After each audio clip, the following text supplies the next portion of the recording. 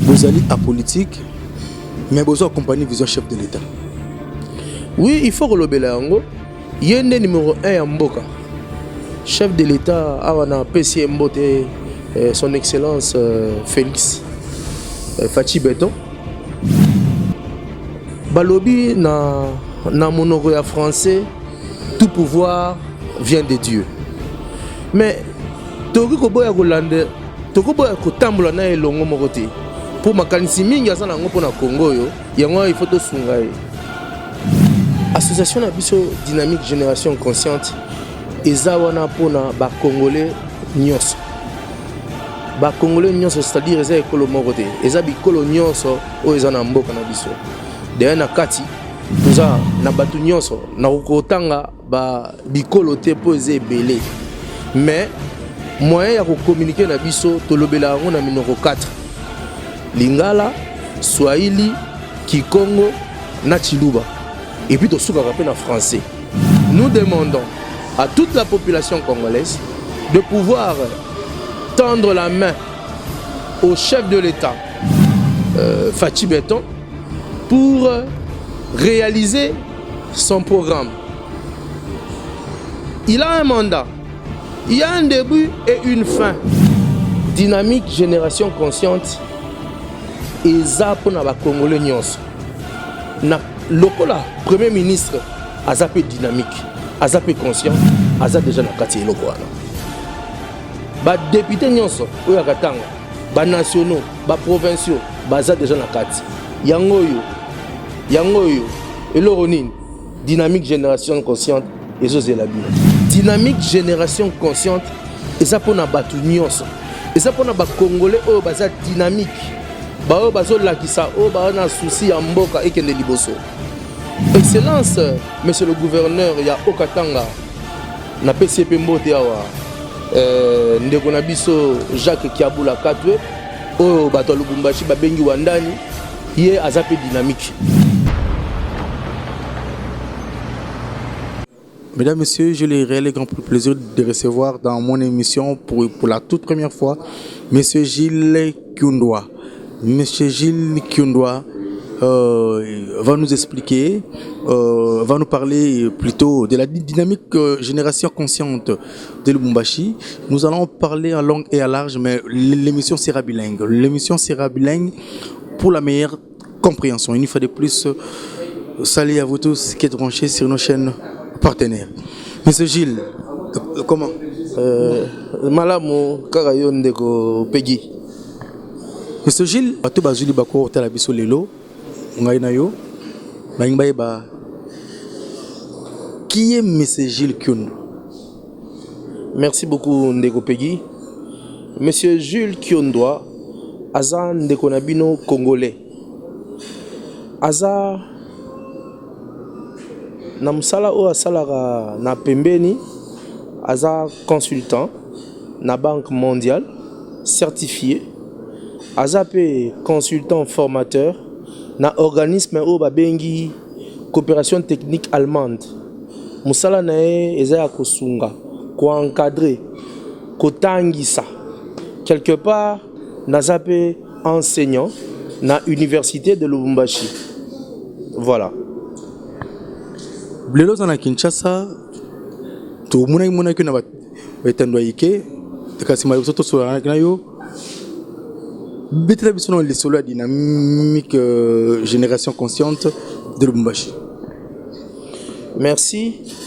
Pona kolobela dynamique génération consciente. Batobaye bate ngainde président national il y a association Otosali, ça fait déjà une année. Dynamique génération consciente eza lisanga oyo esangisi ba congolaise na ba congolais nyonso oyo bayana po sake mboka ekende liboso makamu nyonso ya malamu to vande sika moko po to bongisa mboka. Voilà. Monsieur Gilles,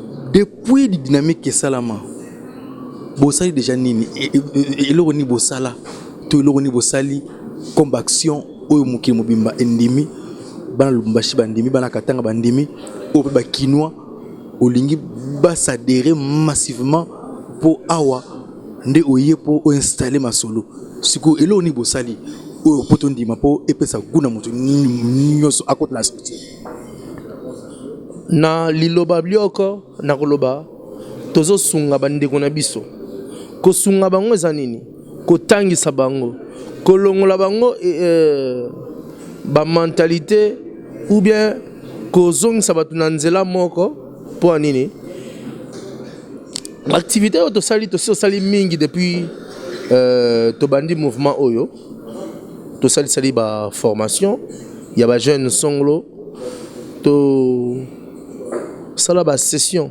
ya formation pona kolobela ba point oyo etali mboka lokola makambo ya seni lokola makambo ya rame lokola makambo ebele tovandisa batu na mesa pona kosolola pona kopesa bango ba vision mususu ezaka likambo ya vision te ezaka koyoka na kosangana mutu na mutu alobi et puis na suka na yango to formuler ba recommandation o tozo tinde pa ba kolomboka comment ba institution na ba institution nationale. Monsieur Gilles Bozali apolitique mais bozo accompagner vision chef de l'État. Oui, il faut kolobela yango yende numéro 1 ya mboka chef de l'État awana PC Mbote son excellence Félix Fachi Beton balobi na monoko ya français tout pouvoir vient de Dieu mais toki koboya kolande tokoboya kotambola na elongo moko te po makanisi mingi aza nango mpo na Congo yo yango il faut tosunga ye. Monsieur Gilles tozo avancer na yo avant to continuer tota non ba majo ndenge o pesaki point de vue na yo concernant makambo seni bongo tozonga to continuer mission. Message d'encouragement aux nouveaux animateurs de la Commission électorale nationale indépendante. La République démocratique du Congo, étant une patrie en pleine effervescence pour l'exercice démocratique, est consciente de son passé post-colonial, de son expérience durant la première, deuxième et troisième République. Cette expérience politique doit aider toutes les souches sociales, les confessions religieuses, les Congolaises et Congolais épris du patriotisme à éviter des querelles intestines oiseuses qui pourraient mener notre grand et beau pays à une dérive ne garantissant nullement la chère paix sociale tant recherchée par le peuple pour le démarrage de sa relance économique et développementale du social décrié. La CENI est une institution née de la volonté libre des Congolais et est confiée aux représentants, aux guides spirituels des différentes confessions religieuses. Elle ne devrait, pour ce faire, souffrir d'aucun doute par rapport aux qualités morales reconnues à ces pasteurs des âmes, car ces derniers sont censés ne rechercher que le bien ultime de la population congolaise. Leur vocation première, en tant qu'organe régulateur de la Commission électorale nationale indépendante, est de valider le choix judicieux et libre des représentants du peuple dans les institutions de la République, telles qu'à la présidence, à l'Assemblée nationale comme provinciale, au Sénat, à la gestion de municipalités pour une gestion rationnelle et équitable de la chose publique. Ainsi donc, nous pensons, au nom de notre liberté d'expression, que le pays ne saurait accepter de reculer à son passé regrettable. Ce passé a connu des modes de gestion à régime dictatorial, des régimes jamais revus par aucun pays du monde. La gestion d'un État par un président avec ses 4 vice-présidents, la prolongation du mandat par un glissement soutenu suite à une interprétation erronée de la loi fondamentale. Il est donc plus impérieux que nous sachions faire confiance et acceptions avec célérité la désignation de M. Denis Kadima et son équipe pour matérialiser l'organisation des prochaines séances électorales dans... Merci beaucoup à Christian Mbungu, Christian Botei. Merci beaucoup à celle qu'on appelle Paola Paolusi, qui est en train de nous suivre depuis quelque part. Monsieur Gilles Tsongotoeba, structure dynamique, et ça rapport à Bandekwa Katanga, Bandekwa Lubumbashi, auto national, auto international. Et pour nous, école moko, auto école ebele. Parce que pour nous, pour nous, siège et ça rapport à Lubumbashi. Merci beaucoup, monsieur le journaliste. Association Nabiso Dynamique Génération Consciente, eza wana pona ba Congolais nyonso. Ba Congolais nyonso, c'est-à-dire eza ekolo moko te. Eza bikolo nyonso o eza na mboka na biso. D'ailleurs na kati toza na batu nyonso na kokotanga ba bikolo te po eza ebele. Mais moyen ya ko communiquer na biso tolobela yango na minoko 4. Lingala, Swahili, Kikongo na Chiluba. Et puis, tu as en français. Voilà. Et ça, l'Isanga, et Salemi, pour na lobela qui yango avant. Et ça, pour na union, so ba dynamique. Et ça, ba fonctionnaire à l'État. Et ça, ba artiste. Et ça, na ba entrepreneur. Et ça, na ba commerçant. Et ça, mutu nyonso azo kanise la Congo malamu. Mutu nyonso azo na vision. Yakoya na makanisi ya kitoko po Congo ekendeka liboso. Lelo oyo toza na besoin ya kozongisa mboka simate. Botala depuis 1960, lelo tokomi na 2021. Toza déjà na combien d'années? Il y a indépendance. Ba président Boni ba changer. Tozo mona ki tozala na système moko colonial. Tokoti na république monsieur bandi dictature, lelo démocratie bandi robanda. Tozala yikalana Joseph Kabila. A sali bambula na a sali a organiser ba élection. Mais batu nyonso ba ndo organiser ke mutu enda koleka. Mais to sutuki mutu mususu akoti. Félix Tshisekedi. Yepe azana mandat na ye. Lelo yo tozolobela seni. Omoni ndeko. Tolobela seni. Lelo tokomi na niveau ya baponi nani Kadima na équipe na ye. O biso toko senga quand to lobby dynamique eza wana pona ko sunga batu nyonso, pona ko éclairer, ko tangisa, ko boma moto esika bato ba otia moto. Surtout ça. Pour nini dialogue ne eza important na mboka. Toboyi bitumba, toboyi ba désordre, hein? C'est pourquoi to sala makasi po bangonga wana élection et ya mbangu et que batu basala nini baleka na boponi. Namoni bande kuna biso IFCC na bande kuna biso ya la muka basala qui marche pona ko boya bureau ya seni oyo baboya Kadima. Mais bino bosali déclaration que vous soutenir bureau ya seni ya sika, vous soutenir Kadima, mais bande ko basala qui quand même marche na bango bien. Oui, ndeko Peggy, batu ya Lamuka, au bazo benga bloc patriotique, basala qui marche. On appelle nazala qui wana monaki, nazo féliciter bango, lokola batambola ki. Oh nyon seza nini, eza ba signe ya kolakisa ke mboka ezo kende liboso. Eza likambo ya sigate. Atana ba pays ba France, ba États-Unis et pas mindele.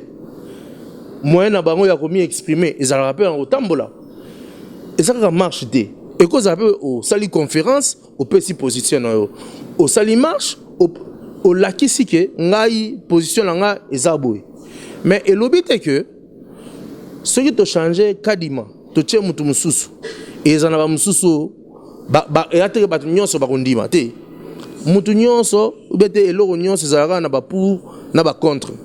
Hein? Alors, pendant tout ce simate, pombo na biso outi musika depuis 1960. Toloba depuis époque coloniale. Ti Mobutu aye, Laurent Désiré, Joseph Kabila, lelo komi tour ya nani, ya Félix. Toti qu'il a temps. Tout peut ça occasion à organiser des élections pour la population sanini et les grands pour nami.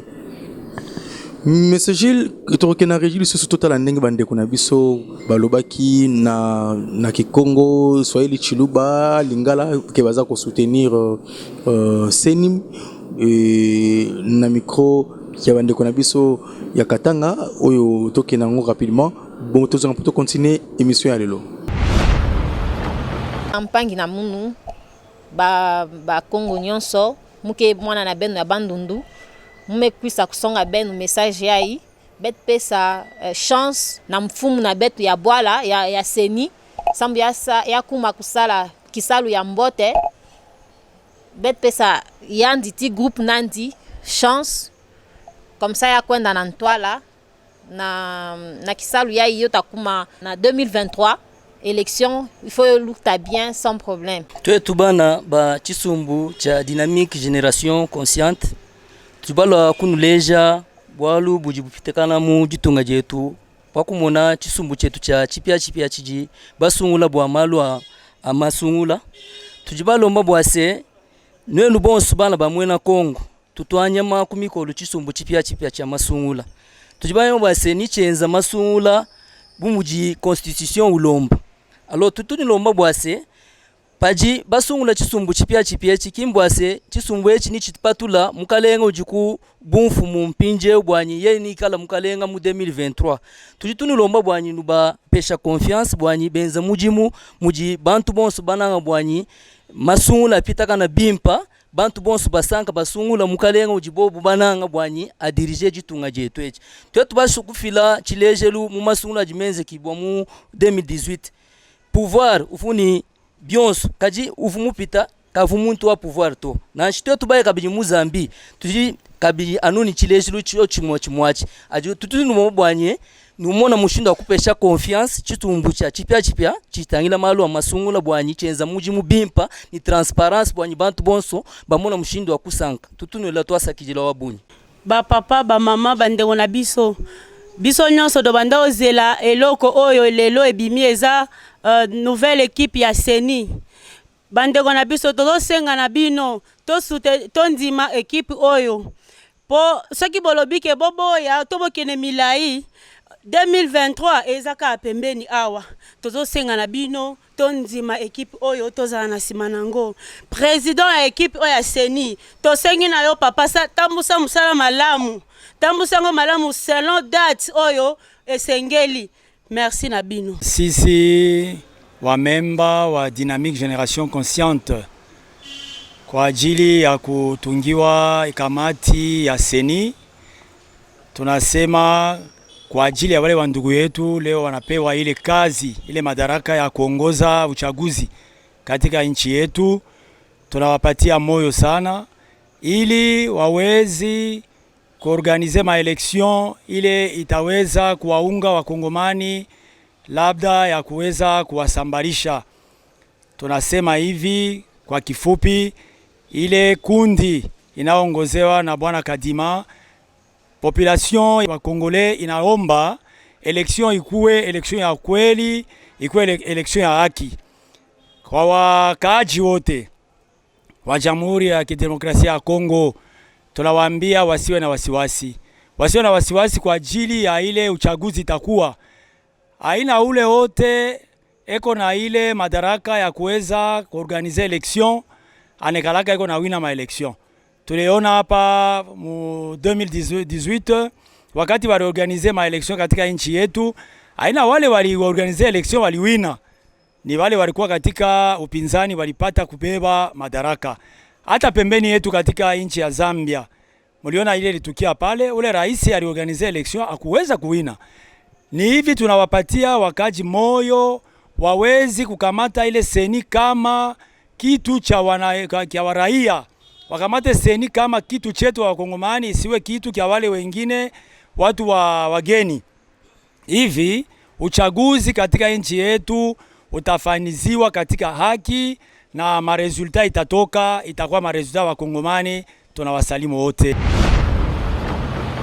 Merci beaucoup na Christian Botei, merci surtout na bande konabiso ya Serail Méditerranée ndenge bapesi biso bubo cadre kitoko na boulevard du 30 juin na 5e étage awa au komika na 11 dini Christian 11-13 au komika na 11-13 au moitié na 5e niveau au côté 4 mois kitoko vraiment ndeko na ngai Sam sa mère azawana Némé au napesio mbote isika ozali.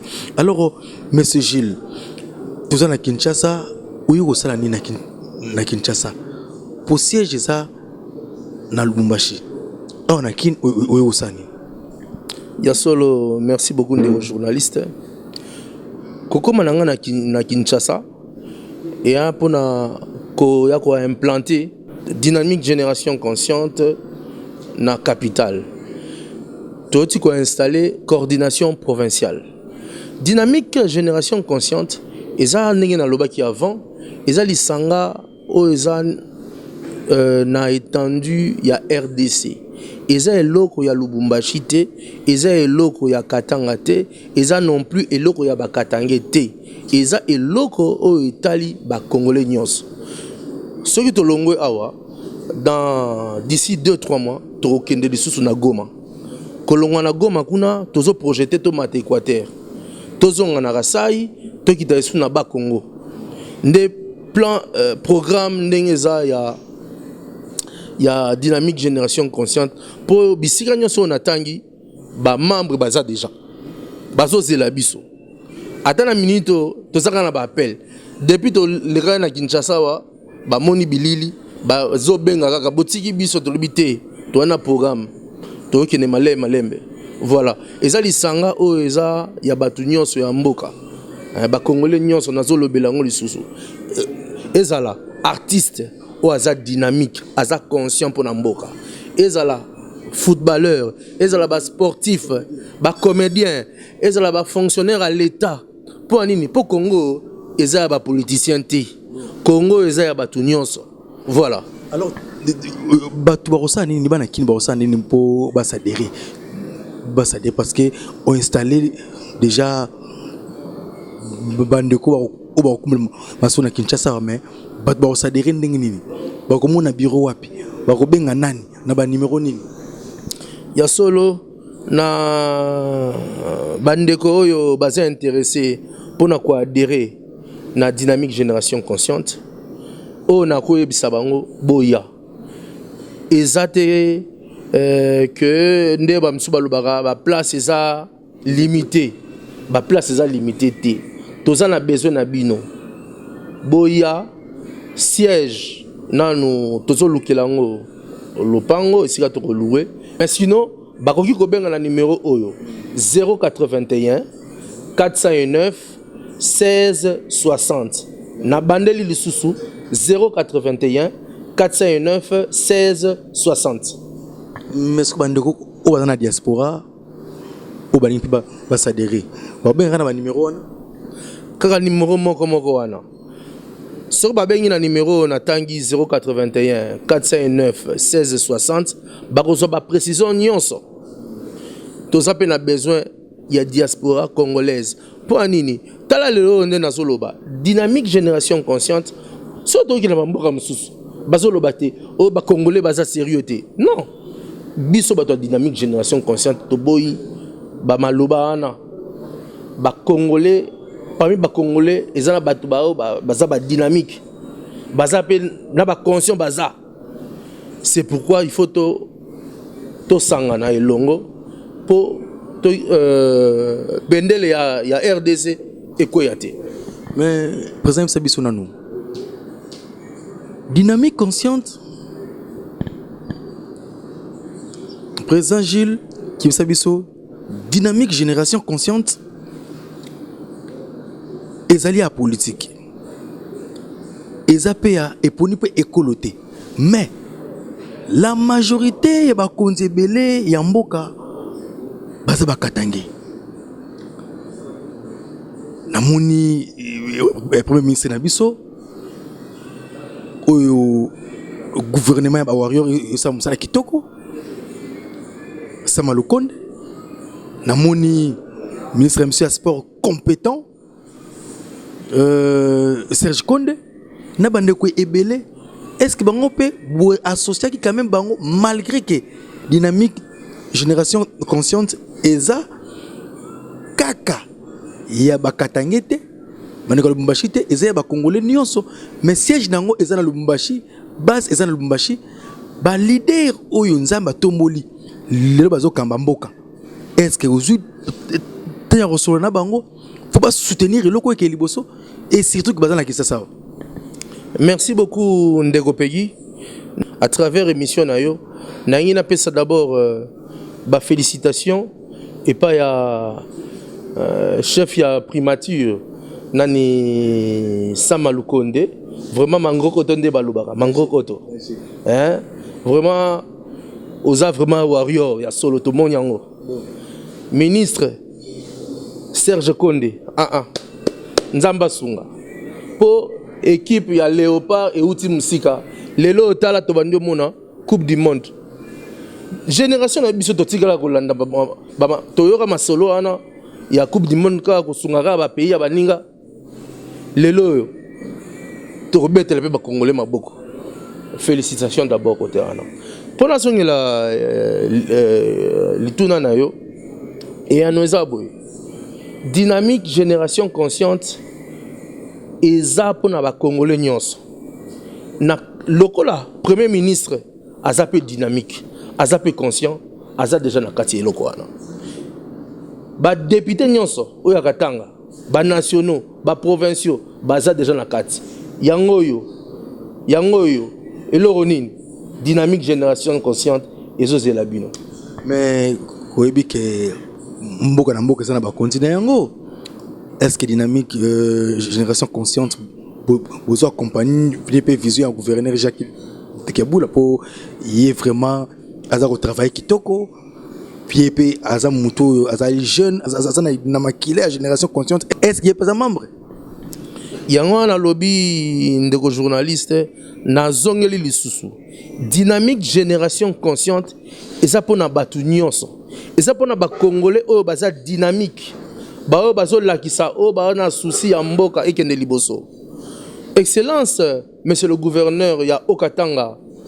na PCP mbote awa ndeko na biso Jacques Kiabula Katwe oyo bato Lubumbashi babengi wandani ye azape dynamique donc lisolo pe est allié donc ndenga zo sala musala pe malamu to monyango eza su ya ba commentaire mingi te bino mo bozo mona ba publicité n'est-ce pas ba plébiscité ye abimi mayo jaune ya ba gouverneur nyonso vraiment wone elakisi aza très dynamique et aza conscient pour nini pour azolanda vision en chef de l'état nde bato abonde tozo luka monsieur Gilles aux la kati ya ville ya Kinshasa aux la kati ya mboka ya Gentili Ngobila umeki ko tambo na kini yango otalipe par rapport à Kinshasa ezalaka kala umuni Kinshasa ndengini.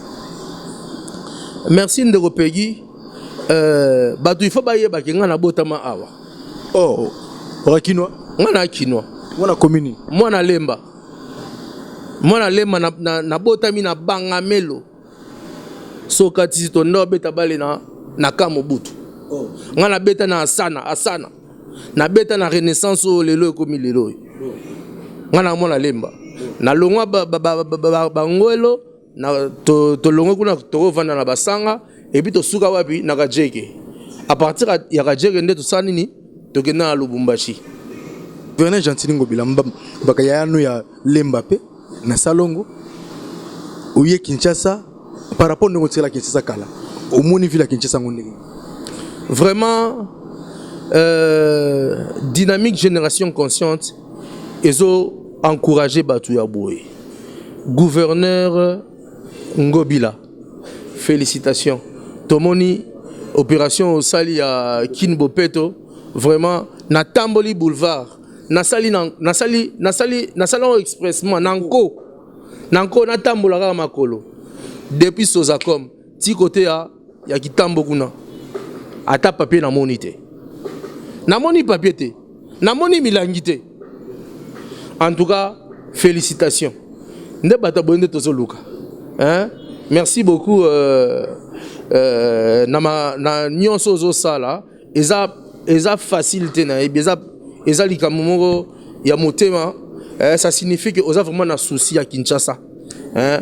Kino nga tikaka vilo nga na mona kala eza vilo na mona telelo. Eza ka pona ba bâtiment te mais eza surtout pona bo peto na mona. Félicitations vraiment ba gouverneur aboui tozo luka. Merci beaucoup président Gilles Tozo Kenenayo. Na nyonso yo dynamique efungami na Lubumbashi na Kinshasa ozo tambola pe okotambola Congo mobimba ba moyen bozo zula wapi nana za sima na bino lobby dynamique e balokate comme parti politique tozo banga pe banda ka boy soki pe eza po lobo cha libaya e toyebite yebisa biso lelo toyebaka déjà po toboyi ke lobby comme hote. Merci beaucoup Ndego. Nasongi lisusu. Dynamique génération consciente eza pour le moment ASBL. Eza lisanga oyo sangisi ba congolaise na ba congolais. Eza plateforme ya société civile. Eza mouvement citoyen. Esika oyo ba congolais nyonso bazoya ba sangani ba lobele question moko ba sali problématique ba développer l'isolo ana et puis ba conclure na ba recommandation au ba opesa ba mikonzi mboka. Question na yo très pertinente na koloba te que ba ambition bien nini mutu nyonso azala ba ambition mais pour le moment, dynamique génération consciente, ezawana ponako sangana et bandolobela ba question o eza importante na mboka. Yemsa biso déjà toyebaka. Nana sima na yo. Merci beaucoup. Ba na sima eza ba congolais nyonso bazana kati ya masolo.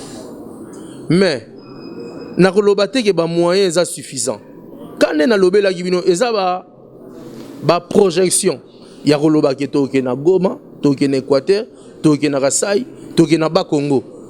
Eza occasion ya kolobela kosenga chef de l'État, kosenga premier ministre, kosenga ba ministre bazolandanga, ba gouverneur nyonso bazolandanga, ba député nyonso bazolandanga, ba opérateur économique nyonso bazolandanga, ba commerçant na bato diaspora bino bona na poto kuna, ba combattant tozana bino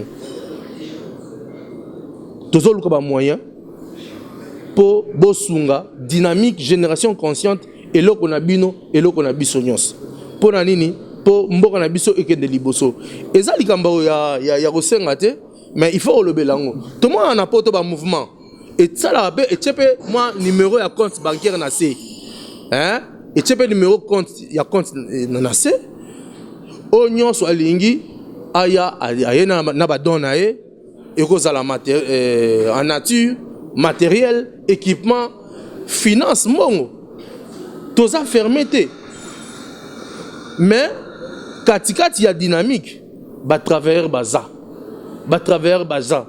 donc tozo vivre na ba cotisation mais toza ouvert tozo luka ba moyen to bité que tokoka na bisoté hein pour eloko nyonso ezala ba difficulté eloko nyonso na ba difficulté vraiment donc to sengi na bino bo ya penza bo sunga biso to na besoin na bino tokoka na bisoté tozo mekaka na mikie tozala nango hein.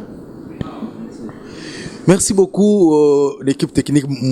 Donc dynamique génération consciente et bengi ba structure Miké ba Asbel même ba fondation au lingi au sadere pe na kata dynamique génération consciente nazali ko rappeler bino que génération consciente ezali structure moko pe mouvement citoyen et ya société civile oyo ezawana pona ko kuyeba nini kutambusa mboka ekene liboso kasi tobo sanité basunga pe orphelin ba veuve basunga pe bato oyo bazana ba difficulté natuni ba moyen et utara wap balobike ba moyen et utara ba cotisation donc 100 francs na yo 100 francs na ngai yango esalaka ke président a se déplacer basunga pe bato mususu ezali na cadre wana natuni lisusu est-ce que lobby comme parti politique était lobby non dans un premier temps dynamique génération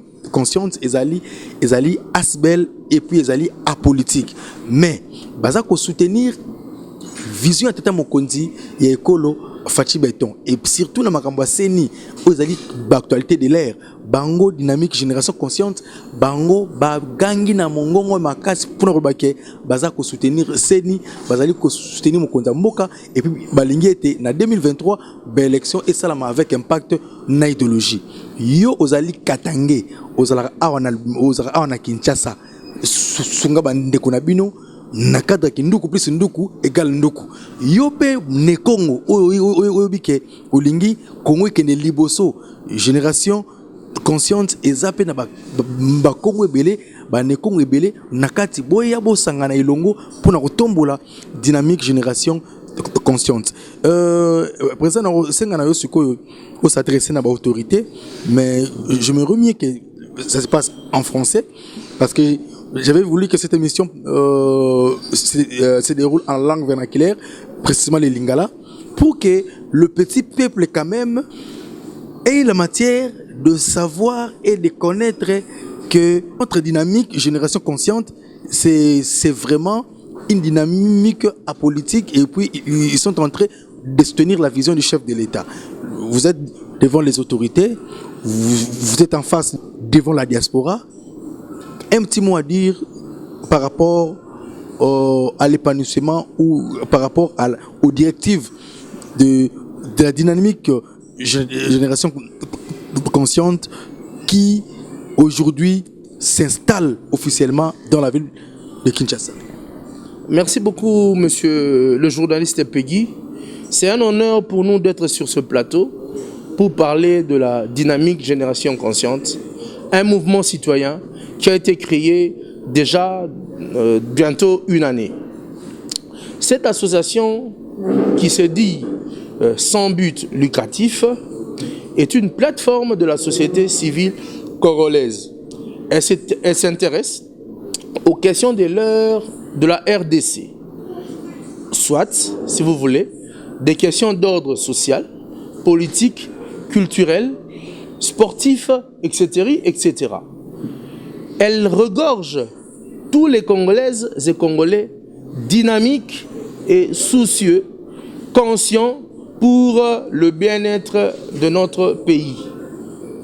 Elle s'efforce à éclairer l'opinion publique, à informer, à s'informer et à donner surtout son point de vue par rapport aux questions de l'heure. Elle est là pour favoriser le dialogue dans le souci de garder la paix sociale tant recherchée. Vous allez vous souvenir que notre pays vient de loin. Nous avons eu notre indépendance depuis 1960. Nous ne voulons pas perdre nos acquis. Nous avons besoin que le pays puisse évoluer. Nous avons besoin, je disais, que le pays puisse évoluer. C'est pourquoi, en tant que mouvement citoyen, nous demandons à toute la population congolaise de pouvoir tendre la main au chef de l'État, Fachi Beton, pour réaliser son programme. Il a un mandat, il y a un début et une fin. Vous allez vous souvenir que notre pays a une histoire, n'est-ce pas? Nous avions eu un régime dictatorial. Voilà, nous sommes entrés dans une autre ère avec le président Laurent Désiré Kabila. Et juste après, il y a eu Joseph Kabila et qui a cédé son pouvoir. C'est un acte qui a été salué par tous dans la dynamique génération consciente. Voilà. Aujourd'hui, c'est le tour de Fachi Beton. Donnons-lui aussi le temps d'arriver à terme de son mandat. Voilà qu'il a entériné l'équipe de la CENI. C'est vrai, il y a eu des gens qui ont dû marcher. La marche, c'est bien. C'est une manière de s'exprimer. Et tout ça, ce sont des signes de la démocratie. Ce qui signifie que notre pays est en train d'avancer. Nous avons salué cette activité de marche parce qu'il n'y a pas eu de casse. Nous avons salué, nous saluons le bloc patriotique, nous saluons également les éléments de la sécurité qui ont conduit cette marche, n'est-ce pas? Et tout s'est bien passé. Et comment vous contacter pour s'adhérer, pour vous soutenir et pour donner aussi plusieurs idées par rapport au développement et à l'épanouissement de la structure génération consciente? Voilà. Avant de répondre à la question, j'aimerais ajouter que la dynamique génération consciente regorge tout le monde. Elle regorge tous les fonctionnaires, ou elle regorge les fonctionnaires conscients, elle regorge les commerçants conscients, elle regorge les footballeurs, les artistes, les opérateurs économiques, les entrepreneurs, je dirais toutes les classes sociales, n'est-ce pas, qui sont dynamiques, qui sont dans le souci de faire avancer le pays. Voilà. Pour adhérer, vous pouvez appeler au numéro 081 409 16 60. Je répète, 081 409 16 60. Merci beaucoup, Monsieur Gilles. Nous sommes pratiquement arrivés à la fin de la dite émission. Nous remercions tout le monde. Nous remercions Madame Monique Mboui qui est en train de nous suivre depuis quelque part, Chiki, Paola Paolissi, sans oublier Christian Mbou ou Christian Boutei. Et je n'oublierai jamais de saluer tous les téléspectateurs qui sont en train de nous suivre depuis la diaspora. Ici, c'est Kinshasa, capitale de la République démocratique du Congo. Kinshasa a reçu aujourd'hui un grand homme d'État. Lui s'appelle Monsieur Gilles Kyondoa, qui est président national de la dynamique génération consciente et saint dignitaire d'État. Il est vraiment proche de la jeunesse et puis il est en train d'accompagner la vision du chef de l'État. Il est congolais, de père et de mère, mais résident à Lubumbashi. Nous sommes vraiment pratiquement à la fin, président. Un mot de la fin pour tout ce qui se passe que Indou se banda qui na lingala, tout ce qui se passe na lingala. Voilà, bandeko baboti ngai ndeko na bino na botama na lemba na nzolo belango lisusu bobo sanate tozana posa ya kokeisa mboka na biso liboso oyo a organisaka ba élection a gagné yango kaka te. Ba exemple ezebele na Zambie président organisaki ba élection balongoli bobo sanate lisolo alobi Joseph a cessé ba élection est-ce qu'azwaki donc totika makelele tolandela pona bien ya mboka la biso. Merci. Tokomi na suka na pesi bino so vraiment mbote maman Monique Mbuyi ozuli banga na pesi bino so mbote Kinshasa Brazzaville mokili qui Kinshasa le terminateur de la presse na Congo exclusivité Bogota la biso na ba chaîne partenaire rebelle et surtout na ba chaîne YouTube oyo biso to le kaka na ba plateforme nyonso Kinshasa le terminateur de la presse naza disponible partout pour nous sala musala oyo bino moko bopesa ngai chance soki nzambe azongi lobité to le na pokwa te to kutana bino mbala sima ezakoya. S'il vous plaît, abonnez-vous.